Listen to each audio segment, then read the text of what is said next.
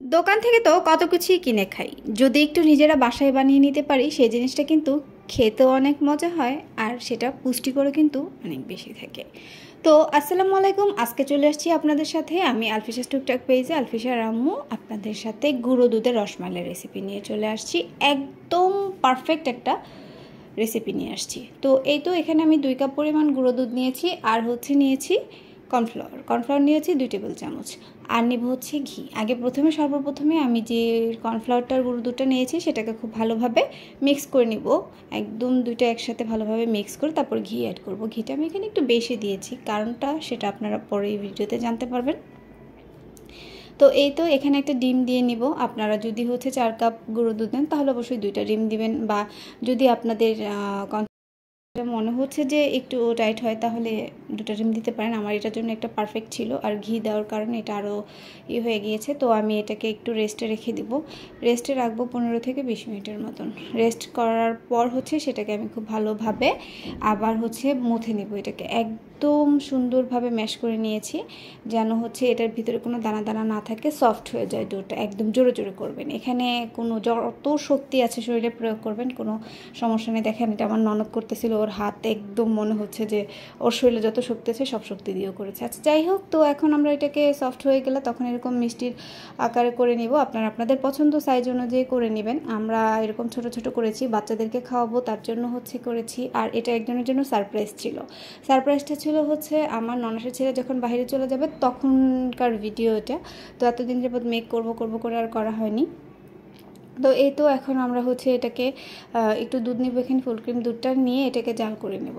জাল করে নেওয়ার পর এখানে দিয়েছি এলাচি দিয়েছি আর একটু জাফরান দিয়েছি। তো এখানে দেওয়ার পর চিনিটাকে আমরা ক্যারামেল করে নেব। চিনিটাকে ক্যারামেল করে নিলে কি হবে, দুধের সাথে যেন যখন মিক্স করব এটার কালারটা এত সুন্দর আসবে। তো ক্যারামেলটা যেন পুড়ে না যায় সেই দিকটা আমাদের খুব ভালোভাবে খেয়াল রাখতে হবে। তো ক্যারামেলটা সুন্দরভাবে দেখেন কি কালারটা হয়েছে। এখানে একটু দুধ মিক্স করে আমি এটাকে ঢেলে দেব দুধের মধ্যে। দুধের কালারটা চেঞ্জ হয়ে যাবে আর এটা থেকে খুব সুন্দর একটা গ্রান বের হবে। তো এখন আমাদের বানানো যে মিষ্টিগুলো ছিল সেগুলো আমরা এখানে দিয়ে দিচ্ছি। দুধটা যখন একটা বলক আসে তখন এটাকে দিয়ে দিব। তো দুধটা যখন আসবে বলক আসার পর এটাকে দিয়ে দেওয়ার পর যখন মিষ্টিগুলো জাল করব, খুব সুন্দরভাবে জাল করব যেন ভিতরে দেখেন আস্তে আস্তে ফুলে আসছে। আর ঘিটা কেন বেশি দিয়েছিলাম, এখন দেখেন ঘিগুলো কিন্তু ভেসে ভেসে আসছে। আর এই সময়টাতে এত সুন্দর একটা স্মেল আসে, মনে হয় যে তখনই আমি খেয়ে নিই। আমি অবশ্য গরম গরমটাই খেয়েছিলাম, আমার কাছে গরমটাই বেশ ভালো লাগছিল। তো এই যে ফুলে আসছে দেখেন, একদম সুন্দরভাবে ফুলে ফুলে টুইটম্বুর হয়ে যাচ্ছে, রসে ভরপুর হয়ে যাচ্ছে ভিতরে। তো আমাদের এটা ফাইনালি এখন রেডি।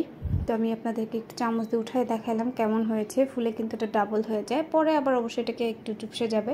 তো এই তো কমপ্লিট। এখন এটাকে ঠান্ডা অবস্থায় আপনারা পরিবেশন করতে পারেন। আপনারা একটু ঠান্ডা হলে তারপর ফ্রিজে রেখে নেবেন, তাহলে আরও বেশ ভালোই হবে। তো আমরা একটু গরম গরমটাই পরিবেশন করেছিলাম, যেহেতু সবাই আবার সবার বাসায় চলে যাবে তার জন্য। তো আমরা একটু ভেঙে দেখাবো। জাফরান দিয়ে আগে একটু ডেকোরেশন করে নিই। একটা জিনিস খাবো সেটা একটু ডেকোরেশন করব না, তা কি হয়?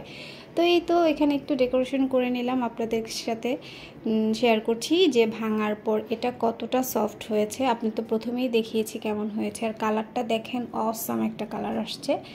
তো এটা কিন্তু যে কেউ বাসায় বানিয়ে নিতে পারবেন, একদম এতটাই পারফেক্ট হবে যা বলার বাহিরে। দেখেন কতটা সফট হয়েছে। কেমন লাগলো অবশ্যই আমাদের ভিডিওটা কমেন্ট করে জানাবেন, আর আমাদেরকে ভালো লাগলে লাইক কমেন্ট শেয়ার করে পাশে থাকবেন।